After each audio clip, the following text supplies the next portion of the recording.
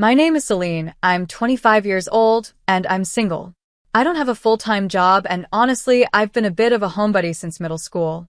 I went to high school for a while, but eventually dropped out, so I only finished middle school.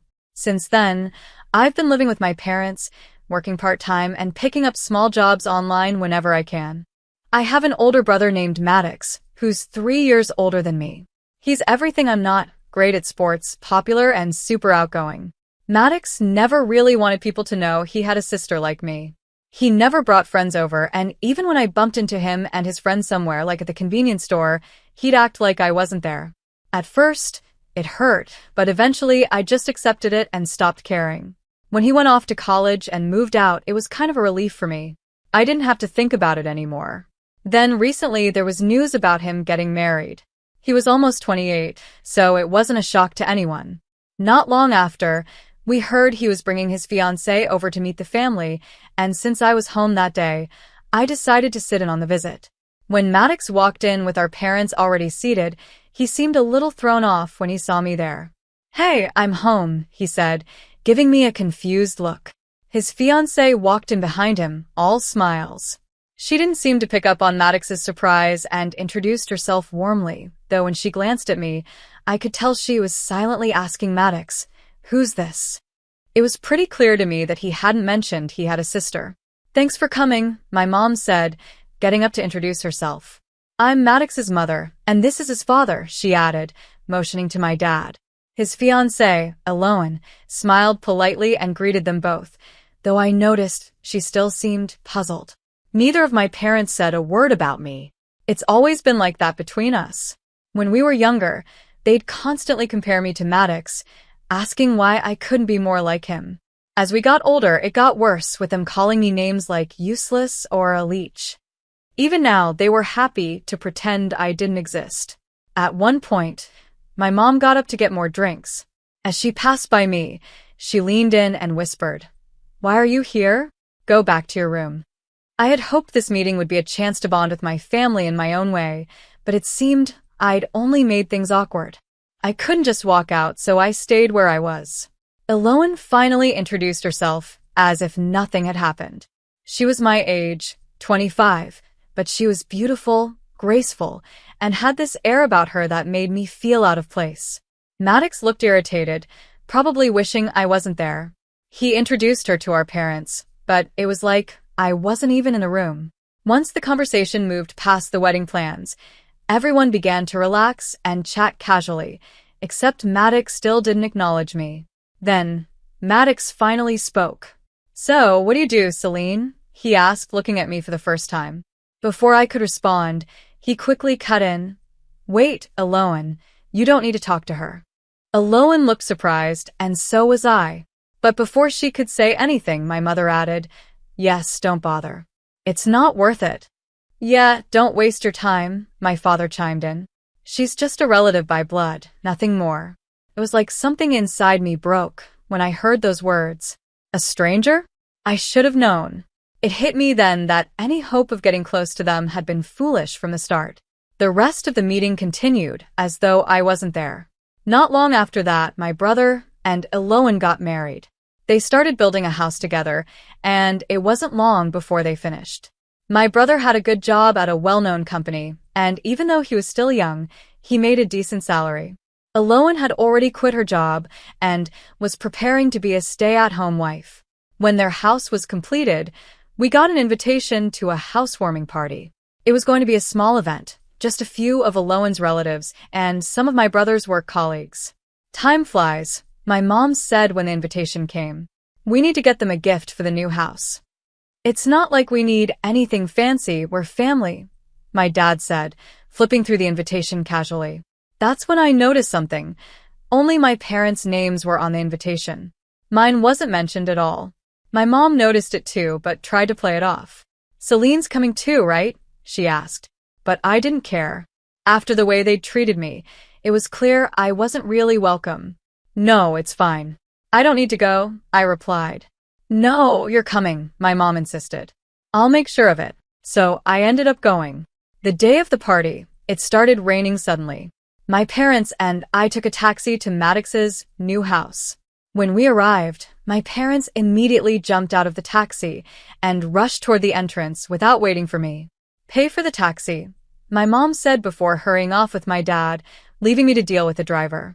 After paying, I ran toward the house, getting soaked in the rain. When I finally reached the front door, Aloan opened it and looked at me with confusion. "Who are you?" she asked. It took me a moment to realize she probably didn't remember me from our last meeting. "I'm Celine, Maddox's sister," I said, smiling awkwardly. "Oh," she said, her expression turning cold. "The high school dropout, right? We didn't invite you. The parasite who lives off her parents."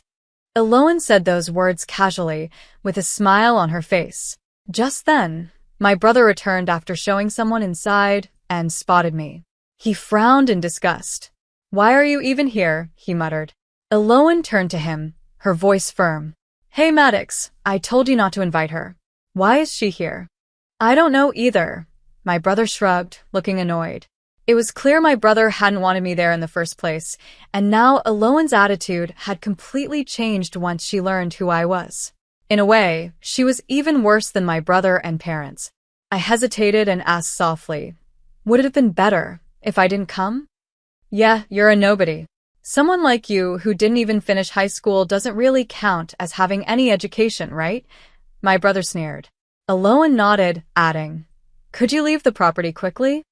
She sided with him without any hesitation, her calm expression never wavering.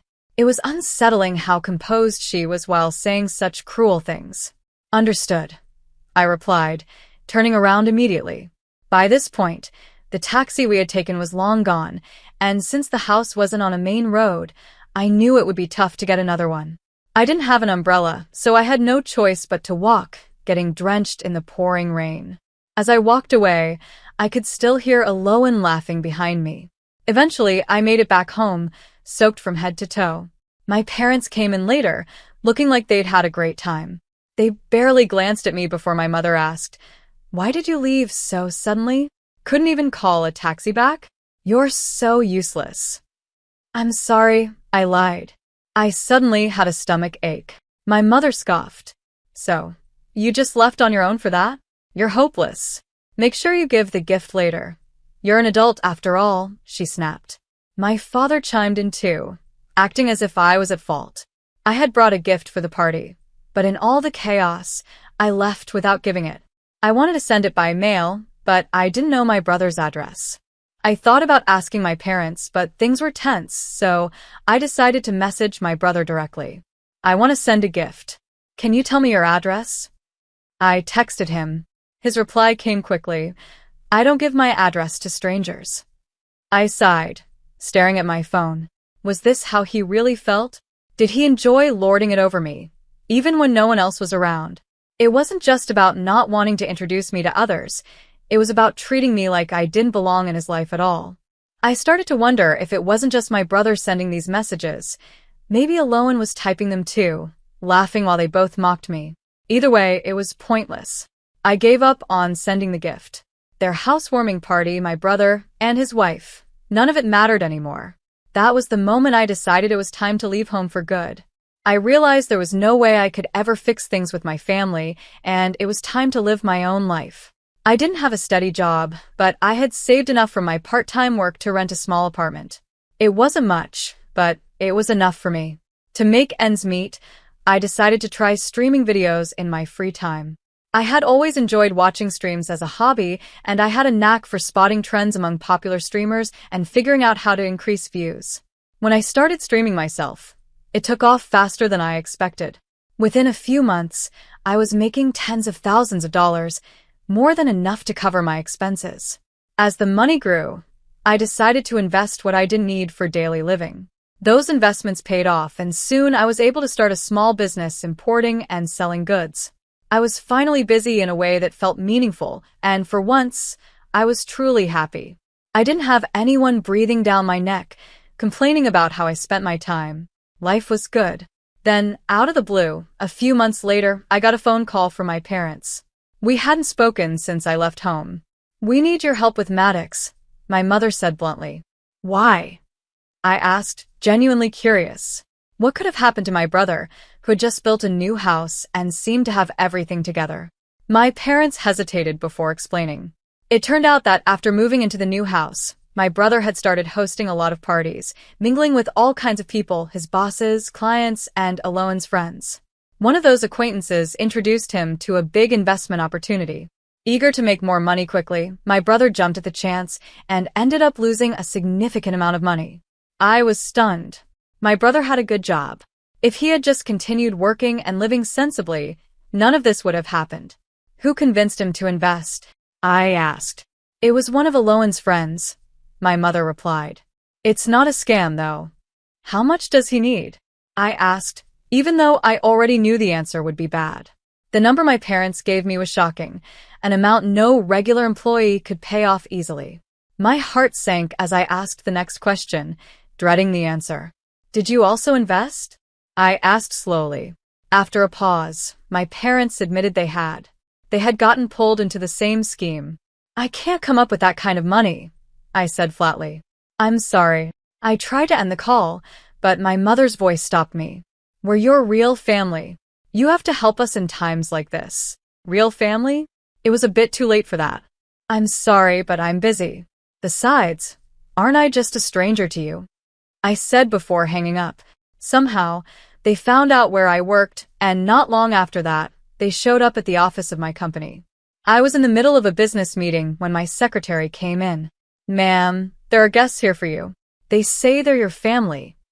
What? I felt a shiver run down my spine. I quickly apologized to my business partner and stepped out to the reception area. There, standing together, were my pregnant sister-in-law Alohan, my brother, and my parents. Maddox glanced around my office, smirking. So, you're in a company, huh? It's a lot smaller than the place I work. I pretended not to know them. Who are you? I asked, my tone cold. My brother's temper flared. What's with the attitude? Before he could say more, my mother stepped forward. We talked about this before. We need your help. You're running a company, so you can afford to help us, right? She asked, as if I owed them money. Yeah. We're going through a tough time. Alohan's about to give birth, and the baby needs special care. Please, Celine. My father and Alohan chimed in, acting as if it was my responsibility to fix everything. Employees walked by, glancing at the scene with worried looks on their faces. I needed to get rid of them, and fast. Please leave, I said firmly. You're causing a scene. My brother's face turned red with anger. What? We're a disturbance? We came all this way, and this is how you treat your family, he yelled, drawing the attention of the employees passing by. They stopped, watching the commotion unfold. Without any shame, my brother began to cause a bigger scene. Do you all know this girl dropped out of middle school? She was a shut-in, a total leech. It was clear he was trying to humiliate me in front of everyone, thinking that would force me to give him the money he wanted. But the reaction he got wasn't what he expected. One of the employees spoke up. We know. Everyone knows about the president's background. I do too. In fact, she's hired many of us who've been in similar situations. Is there a problem with that? My brother, who is used to dealing with only well-educated, high-income people, was caught off guard. He stammered, Before he could recover, my father jumped in. What a pathetic company. Just a bunch of failures, he spat, trying to back up my brother. Exactly, my brother added. Any company that works with a place like this can't be good either, he shouted. Just then, the president of the company I had been meeting with came out of the room, clearly having heard the ruckus. When my brother saw him, his face went pale. He immediately lowered his eyes, looking uncomfortable. What's wrong, Maddox? Alohan asked, confused by my brother's sudden change in demeanor. Idiot, don't say my name, my brother hissed at her, but it was too late. Maddox? Oh, it's you. The company president walked straight up to my brother, recognizing him immediately. You're the guy who always misses deadlines, right? Mr. Long, the division manager? We work with your company a lot. My brother was sweating bullets now, completely caught off guard. That's... The president gave him a cold smile. Oh, so I guess I'm not memorable, since this isn't a decent company, right? My brother froze, completely lost for words. My parents and Aloan, who had been so confident a moment ago, fell silent, realizing the trouble they were in. I turned to the president, apologizing. "I'm so sorry for wasting your time. I'll make sure they leave." He waved it off. "No worries. I've got time today, so if you want to finish talking with your family, I don't mind waiting." "They're not my family," I said, glancing at my parents, brother, and Aloan. "They're complete strangers to me." After that, my parents, brother, and Aloan were quietly escorted out of the building, too stunned to argue. I couldn't help but wonder how they found out about my company in the first place. So I did a bit of digging and discovered the truth. Aloan had been behind it all. It turned out that Aloan had a friend who was always up to date on investment opportunities and business news. This friend had noticed that a young woman in her 20s was gaining recognition as a successful trader and business owner.